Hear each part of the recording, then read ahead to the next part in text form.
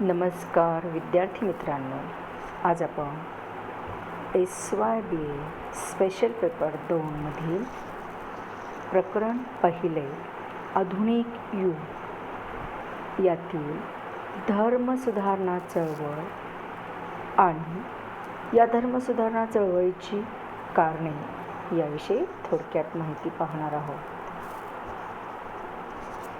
धर्मसुधारणा चळवळीची जी अनेक कारणे आहेत, ती कारणे पाहण्यापूर्वी आपण ही धर्मसुधारणा चळवळ का सुरू झाली याविषयीची प्रस्तावना थोडक्यात पाहूयात. युरोपातील मध्ययुगीन कालखंडात रोमन कॅथॉलिक चर्चला मोठी प्रतिष्ठा प्राप्त झाली होती. परिणामी चर्चच्या हाती प्रचंड सत्ता केंद्रित झाली. रोमन कॅथॉलिक चर्चचा समाजावर अतिशय प्रभाव होता. धर्म हा मनुष्याच्या कल्याणासाठी असतो. जो समाजाची धारणा करतो तो धर्म. हे धर्माचे मूळ सूत्र सर्वजण विसरले. धर्म हा साधन नसून साध्य आहे, हा गैरसमज तत्कालीन कालखंडात निर्माण झालेला दिसून येतो. जसे सर्वसामान्य जनतेवर धर्मसत्तेचा प्रभाव होता, त्याच पद्धतीने राजसत्ता देखील त्यास अपवाद नव्हती. राजसत्तेवरही धर्मसत्तेचा प्रभाव होता, वर्चस्व होते. अज्ञान, अंधश्रद्धा मोठ्या प्रमाणात वाढीस लागली होती. धर्म व धर्मगुरू नीतिभ्रष्ट बनले होते. सर्वच क्षेत्रावर धर्मसत्तेचे निरंकुश वर्चस्व निर्माण झाले होते. याविरुद्ध कोणी बंडखोरी केल्यास धर्मसत्ता त्यास पाखंडी म्हणून धर्म बहिष्कृत करीत असे. प्रसंगी मृत्यूदंडही देण्यास मागे पुढे पाहत नसे. या चर्चच्या अथवा धर्मसंस्थेत जे काही दोष काळानुरूप निर्माण झाले होते, यातूनच चर्चच्या ऱ्हासास प्रारंभ झालेला दिसतो.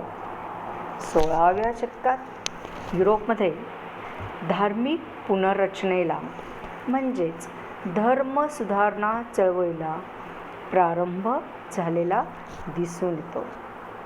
आता आपण धर्मसुधारणेचा अर्थ काय आहे ते थोडक्यात पाहूयात.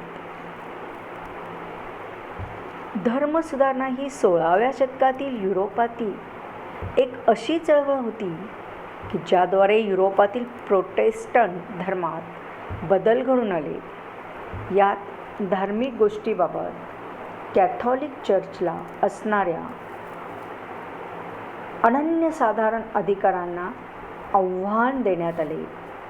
व्यक्ती धर्मग्रंथांचा आधार घेऊन स्वतः ईश्वरासोबत संवाद साधू शकते, त्यासाठी कॅथॉलिक चर्चच्या मध्यस्थांची, धर्मगुरूंच्या मध्यस्थांची अजिबात आवश्यकता नाही, असा विचार प्रतिपादन केला गेला. जर्मनीत या चळवळीचे नेतृत्व मार्टिन ल्यूथर किंगने केले. अर्थात मार्टिन ल्यूथर किंगने धर्मसुधारणा चळवळीत कशा प्रकारची भूमिका बजावलेली आहे याविषयीची सविस्तर चर्चा आपण पुढच्या व्हिडिओमध्ये करणार आहोत. आता आपण धर्मसुधारणा चळवळीस जे अनेक घटक जबाबदार होते, त्यापैकी पहिला महत्त्वाचा घटक धार्मिक कारणे हे आपण थोडक्यात पाहूयात. तत्कालीन कालखंडात धर्मसुधारणेच्या चळवळीच्या सुरुवातीला चर्चमध्ये अनेक दोष निर्माण झाले होते. चर्चमध्ये अनेक वाईट प्रथा निर्माण झाल्या होत्या आणि त्यामुळेच हळूहळू चर्चची कीर्ती ढासळू लागली होती. धर्मगुरू अनेक अनैतिक कार्यात गुंतलेले होते. ते भ्रष्टाचारी बनले होते. तसेच शयनी विलासी जीवन जगू लागले होते. पोपपासून धर्मगुरूपर्यंतची सर्व चर्चची संघटना भ्रष्ट झालेली होती. धर्मगुरूंच्या पापचरणाला अर्थच राहिला नाही. आपल्या कर्तव्यापुढे धर्मगुरू दुर्लक्ष करू लागले आणि राजकारणातच अधिकाधिक रस घेऊ लागले. थोडक्यात धर्मगुरू आपल्या धार्मिक कर्तव्याकडे दुर्लक्ष करीत होते. धर्मगुरू चर्चचा उपयोग एखादा व्यवसाय करण्याकरता करीत होते. त्यासाठी त्यांनी अनेक वाईट प्रथा सुरू केल्या. चर्चमधील धर्मगुरूंची नियुक्ती पैसे घेऊन केली जात असे. थोडक्यात याही बाबतीत भ्रष्टाचार केला जात असे आणि त्यामुळेच पात्रता नसलेले धर्मगुरू पदावर त्यांची नियुक्ती केली जात असे आणि त्यामुळेच असे धर्मगुरू आपल्या अधिकाराचा गैरवापर करताना दिसून येतात. जास्तीत जास्त पैसा कमविणे याच उद्दिष्टाने धर्मगुरू कार्य करू लागले. मोठमोठ्या रकमा घेऊन पापक्षालन पत्रिकांचे वाटप करण्यात येत होते. सुरुवातीला पोप आणि धर्मगुरू यांचे जीवन साधे होते. समाजात त्यांना आदर होता. परंतु हळूहळू या धर्मगुरूंची स्वार्थी वृत्ती वाढू लागली होती आणि त्यामुळेच त्यांच्या या स्वार्थी वृत्तीमुळे, भ्रष्टाचारी वृत्तीमुळे त्यांच्या ऱ्हासास सुरुवात झालेली आपल्याला दिसून येते आणि त्यातूनच वेगवेगळे धर्मसुधारणा करण्यासाठी धर्मसुधारक पुढे येऊ लागलेले आपल्याला दिसून येत आहेत. पुढचा आपण मुद्दा बघणार आहोत, पुनरुज्जीवन. धर्मसुधारणा चळवळीस पुनरुज्जीवन हाही घटक मोठ्या प्रमाणात जबाबदार ठरलेला आपल्याला दिसून येतो. ज्यावेळेस युरोपात पुनरुज्जीवनाची सुरुवात झाली त्यावेळेस समाजातील परिस्थितीबद्दल प्रत्येकाच्या मनात असे का हा प्रश्न निर्माण झाला. प्रत्येकामध्ये चिकित्सक वृत्ती निर्माण झालेली दिसून येते आणि त्यातूनच धार्मिक सुधारणा चळवळीला सुरुवात झालेली दिसते. सर्वसाधारण लोक पोपच्या सत्तेवर आक्षेप घेऊ लागले. पोप आणि धर्मगुरू भ्रष्ट असताना आम्हाला कोणत्या प्रकारची मुक्ती मिळवून देणार असा ते प्रश्न करू लागले. सर्वसामान्य जनतेकडून विचारला जाणारा हा महत्त्वाचा प्रश्न होता. पोपच्या अधिकाराला आव्हान दिले गेले. धर्मगुरूंचे अज्ञान, अंधश्रद्धा पाहून सर्वसाधारण लोकांना अतिशय धक्का बसलेला होता. चर्चसारख्या पवित्र ठिकाणी भ्रष्टाचाराचा शिरकाव पाहून विद्वान आणि समाजातील सुशिक्षितांनी धर्मसुधारणा चळवळीला पाठिंबा दिला. त्यातूनच धर्मसुधारणा चळवळीला गती प्राप्त झालेली आपल्याला दिसून येते. पुढचा मुद्दा आपण पाहणार आहोत, रोम शहराचे वैभव. तत्कालीन कालखंडात चर्चने जमविलेला पैसा रोममधील चर्चेस, प्रार्थनागृहे आणि इतर भव्य इमारती बांधण्यासाठी खर्च केला जात असे. त्यामुळे रोममधील इमारती भव्य, दिव्य आणि अधिकच मजबूत झालेल्या होत्या.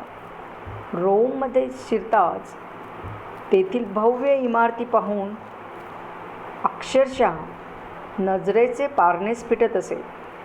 सौंदर्य, भव्यपणा, मुलखा वेगळ्या वास्तू पाहून सर्वसामान्य लोक आश्चर्यचकित होत असे.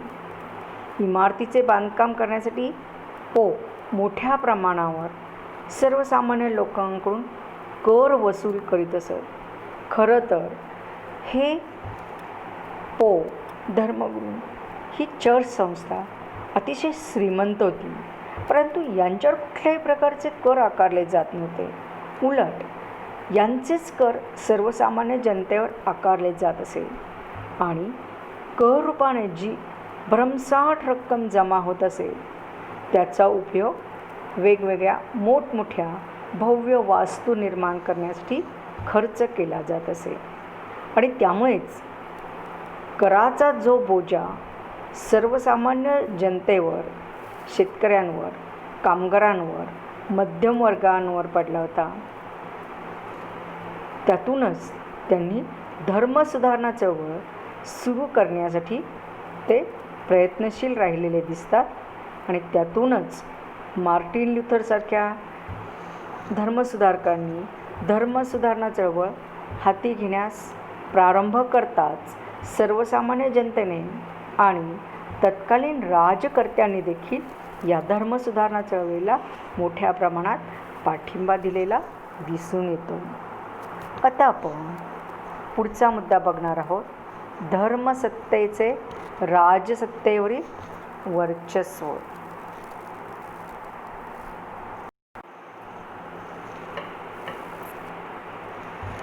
धर्मसत्तेचे राजसत्तेवरील वर्चस्व याविषयी आपण थोडक्यात माहिती पाहूयात. धर्मसुधारणा चळवळीसाठी हा एक महत्त्वाचा घटक होता. पोप स्वतःला ईश्वराचा अवतार समजत होते. युरोपातील सर्व राजे हे आपले प्रजाजन आहेत व राजाला नेमण्याचा अधिकार आपल्यालाच आहे असा समज पोपने करून घेतला होता. म्हणूनच निरनिराळ्या राज्यांच्या कारभारात पोपने हस्तक्षेप करण्यास सुरुवात केली. अर्थात पोपची ही भूमिका धार्मिक मर्यादेचे उल्लंघन करणारीच होती. पोप जेव्हा जेव्हा राजकीय हस्तक्षेप करीत असे तेव्हा त्यास संबंधित राजकीय व्यवस्थेकडून मोठा विरोध दर्शविला जाऊ लागला. लोकांच्या मनातही पोपविषयी असंतोष निर्माण झाला. राजांनी पोपच्या विरोधात संघटन उभारले व आपले स्थान बळकट करण्यासाठी जेव्हा धर्मसुधारक पुढे आले त्यावेळेस या धर्मसुधारकांना राजसत्तांनी पूर्णपणे पाठिंबा दिलेला दिसून येतो. त्यातूनच धर्मसुधारणा चळवळीला गती प्राप्त झालेली दिसते.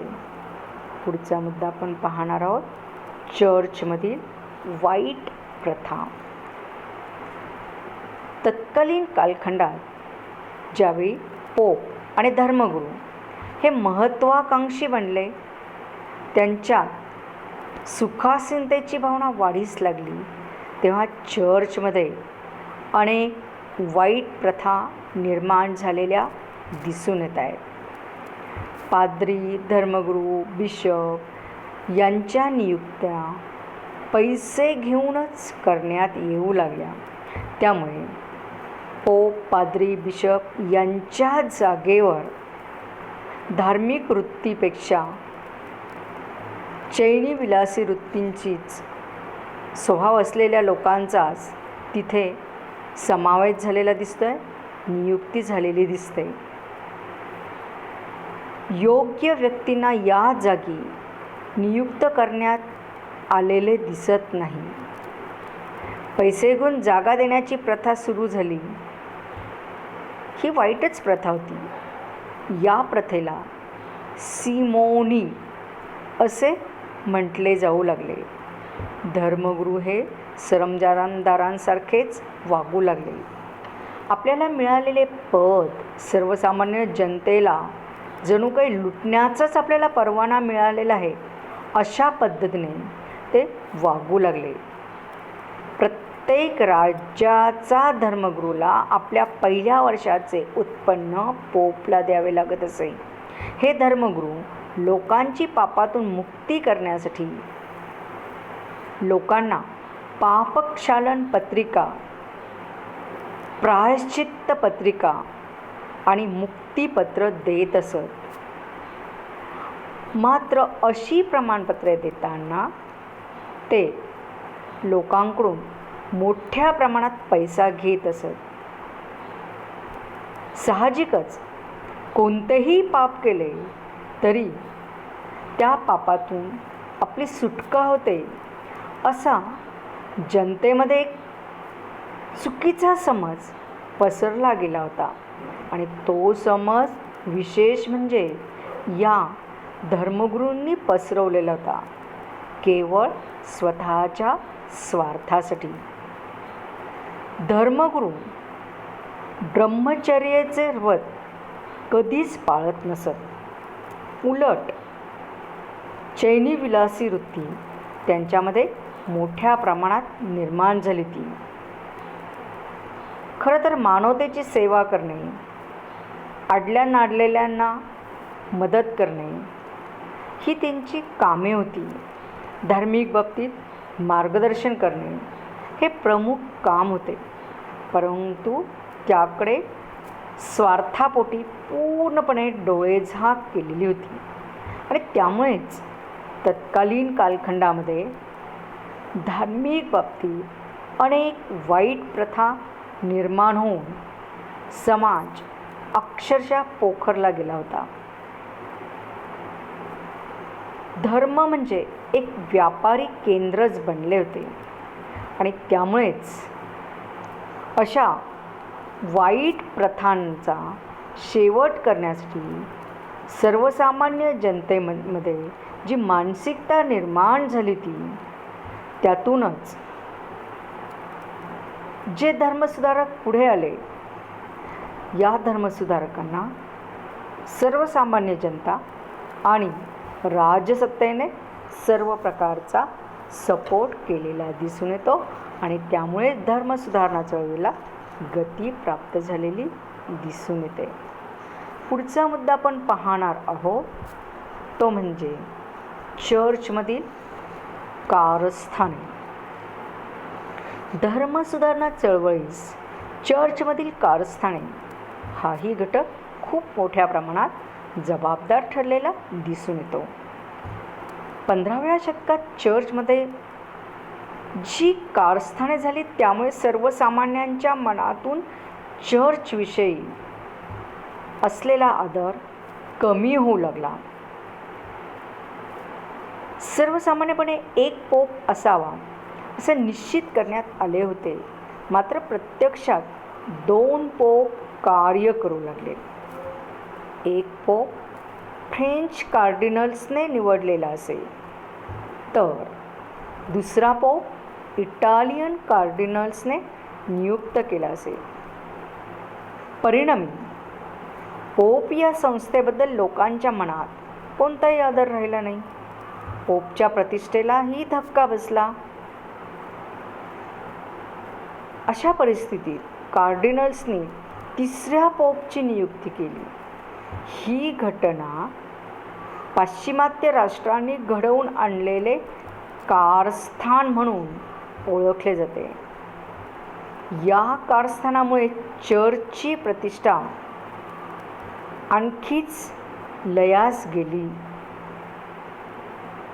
ज्यावेळी कॉन्स्टन्सच्या कौन्सिलने दोन्ही पोपची हकालपट्टी केली तेव्हा या प्रक्रियेला खीळ बसलेली दिसून येते.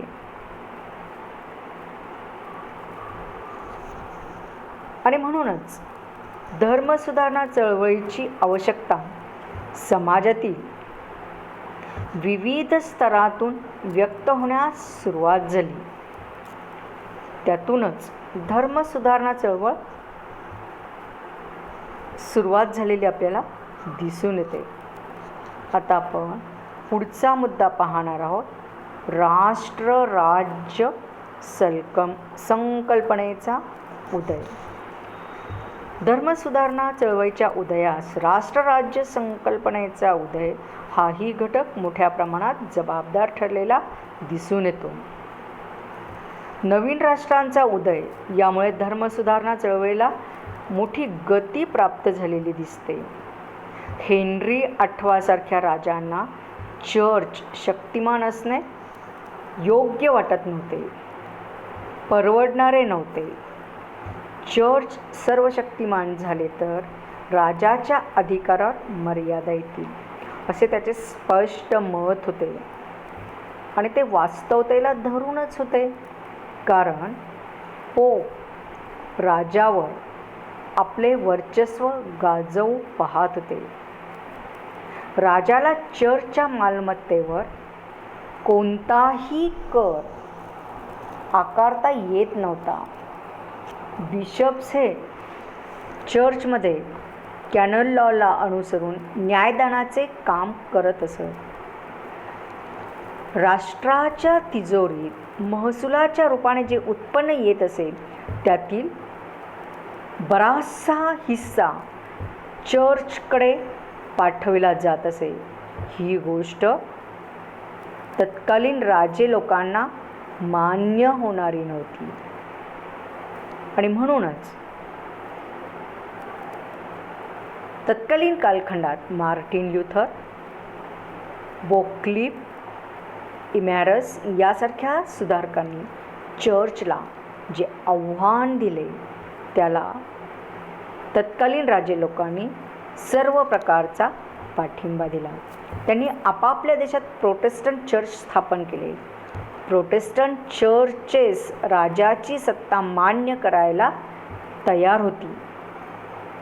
Holland, Denmark, Sweden, Norway, England या देशात प्रोटेस्टंट चर्च स्थापन करण्यात आले.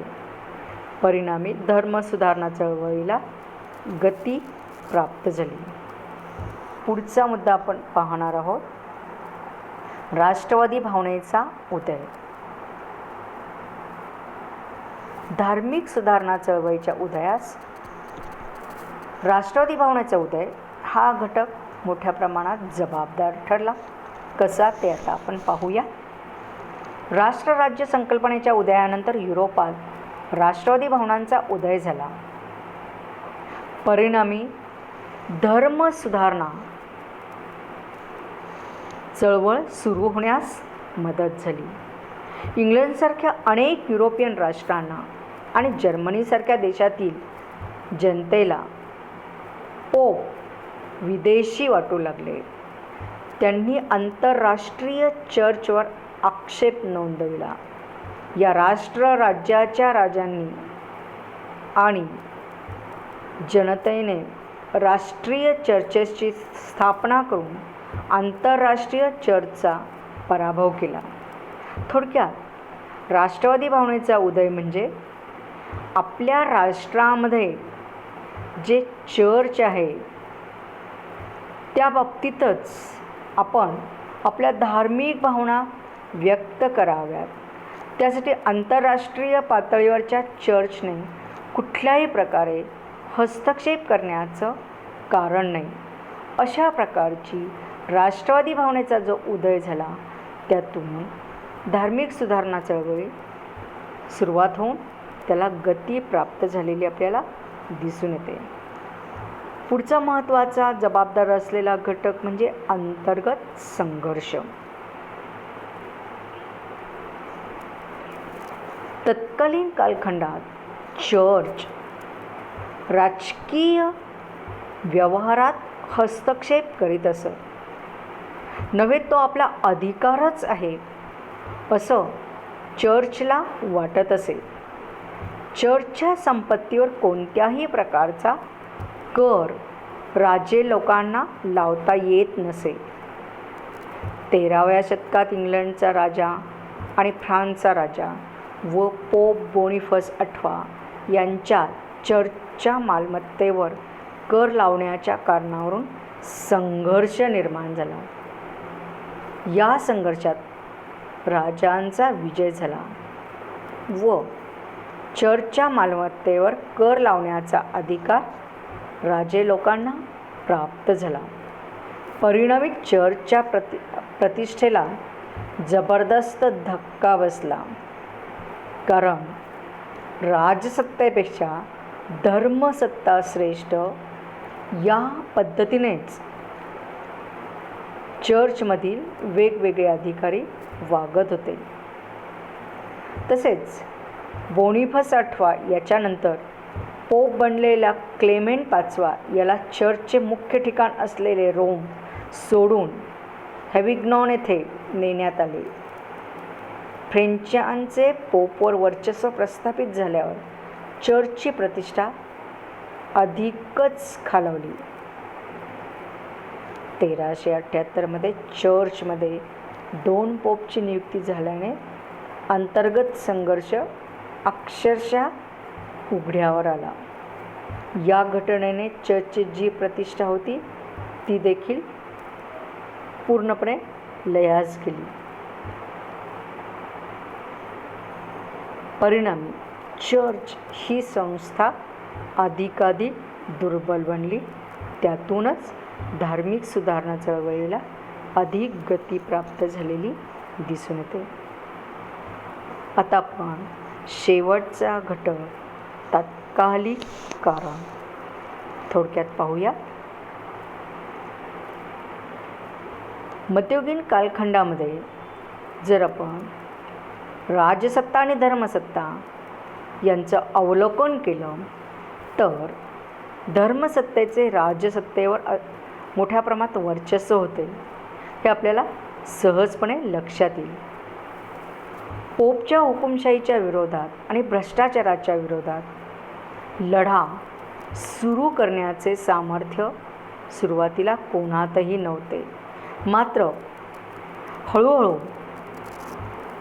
पोपच्या आणि धर्मगुरूंच्या स्वार्थी वृत्तीविरोधी लढ्याला सुरुवात झाली.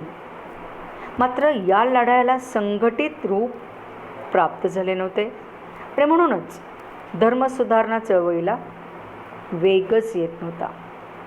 पोपला विरोध करायचा असेल तर मोठे धैर्य आणि नीतिमत्ता यांची आवश्यकता होती. कारण पोप धार्मिक बाबतीत त्यांची मक्तेदारी होती अशातला प्रकार नव्हता, तर त्यांच्याकडे मोठी मालमत्ता होती, मोठे अधिकार होते आणि त्यामुळे ते ताकदवान होते. पोपला विरोध करणे म्हणजे साक्षात मृत्यूला आमंत्रण देण्यासारखेच होते. अर्थात हेही आव्हान मार्टिन ल्युथरसारख्या धर्मसुधारकांनी स्वीकारलेले दिसून येते आणि त्यामुळेच धार्मिक सुधारणा चळवळीला प्रारंभ झालेला दिसतो. पापक्षालन पत्रिकेच्या विरोधात आवाज उठवून चर्च आणि पोप यांच्या भ्रष्टाचाराच्या विरोधात मार्टिन ल्युथरने मोहीम उघडून धर्मसुधारणा चळवळ अधिक मजबूत केली.